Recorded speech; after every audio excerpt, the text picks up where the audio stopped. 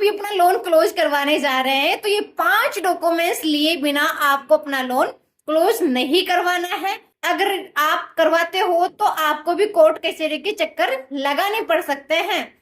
पहला, NOC, non objection certificate. अगर आप एनओसी नहीं लेते हैं तो बैंक आपका लोन एक्टिव रखेगा, इससे आपका सिविल स्कोर खराब हो सकता है, फ्यूचर में लोन मिलना मुश्किल हो सकता है, और साथ ही जो गाड़ी या घर आपने गिरवी रखकर लोन लिया था वो पूरी तरह से आपके नाम ट्रांसफर नहीं हो पाएगा। दूसरा है आपका फाइनल रीपेमेंट सेटलमेंट। ये एक अकाउंट समरी होती है और इसमें साफ साफ ये भी लिखा होता है कि कब कब कितना पेमेंट किया। कहीं बैंक ने आपकी गलती से ये जानबूझे कोई एक्स्ट्रा चार्ज तो नहीं लगा दिया। और तीसरा है अपना, जब आप लोन लेते हैं तो एक लीगल कॉन्ट्रैक्ट साइन होता है, इसमें लिखा होता है कि कितना अमाउंट लिया, कितना रेट ऑफ इंटरेस्ट है, कितने टाइम में चुकाना है। अगर ये डॉक्यूमेंट्स आप नहीं लेते हैं तो फ्रॉड या मिसयूज होने के चांस हो सकते हैं, जैसे कि आप ही के नाम से कोई डुप्लीकेट लोन की प्रोसेस हो सकती है।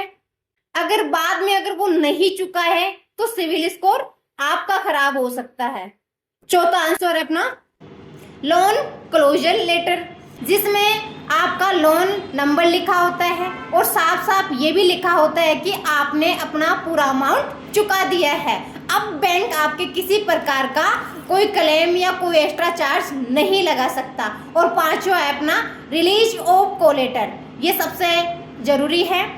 अगर आपने अपना लोन कुछ गिरवी रखकर लिया है, मान लो कि आपने बिजनेस लोन लिया प्रॉपर्टी गिरवी रखकर, अब आपने बिजनेस लोन तो क्लोज करवा दिया, लेकिन अगर ये डॉक्यूमेंट्स आप नहीं लेते हो तो बैंक बोलेगा कि ये प्रॉपर्टी मेरा है, ये जमीन मेरा है, इसलिए आपके पास ये डॉक्यूमेंट्स होना जरूरी है। अगर आपको कोई और इन्फॉर्मेशन चाहिए हो तो आप मेरे को कॉल डीएम कर सकते हो, और इस चैनल पे अगर आप नए हैं तो आज ही मेरे को फॉलो कर लीजिए ऐसे ही नए वीडियोस देखने के लिए।